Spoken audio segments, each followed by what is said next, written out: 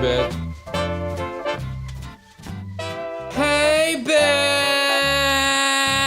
Welcome back for another round. Can we get another round for the table of one? Let's talk about Pride. Let's celebrate it. Let's thank our Pride sponsor, Absolute.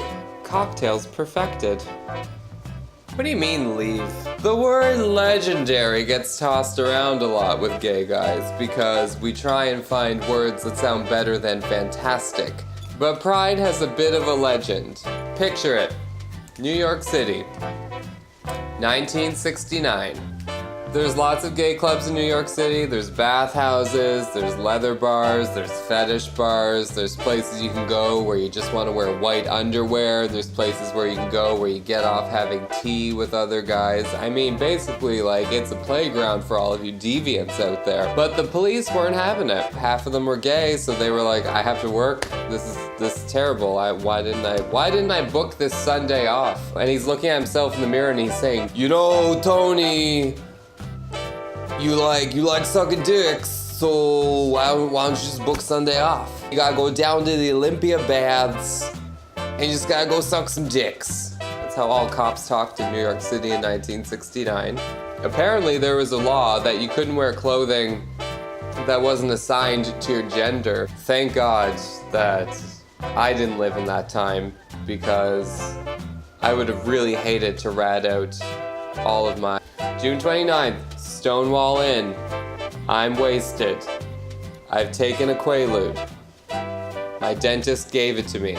As the legend goes, they say that it was a drag queen that threw the first rock at the Stonewall riots. I mean, I wasn't there. I know that's a very Whoopi Goldberg line of defense. What I do know is that I've done my research. Marsha P. Johnson, a trans activist and performer, was at the Stonewall riots and was pretty instrumental in everything that happened, which is why saying it was because of Judy Garland is a little insulting. No one riots over, like, a celebrity's death, you know.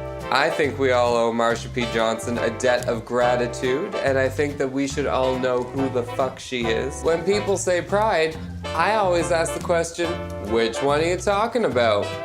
Aside from having pride in myself, you've got gay pride. Okay, you got the rainbow flag, used to have more colors, now it doesn't. You tell me who made that decision. Bear pride, you got leather pride, bi pride, trans pride, atheist pride, asexual pride. There's more flags behind me.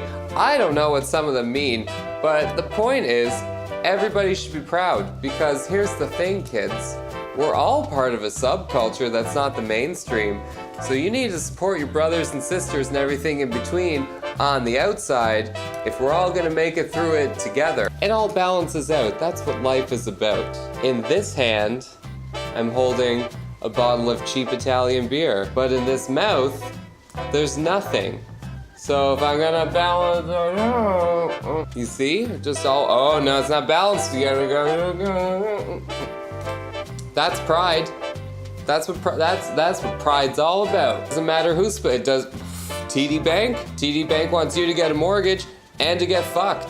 That's why they sponsor Pride. They don't talk about that second message, but I guarantee it's in there. If you look at the finance industry, I'm pretty sure it's run by 87% homosexual men, 23% women, which is, that's 110% because gays give it 110% all the time. Why? Because we've got nothing to lose. I know. That's fine. It's part of the mystique or tragedy. I mean, whatever.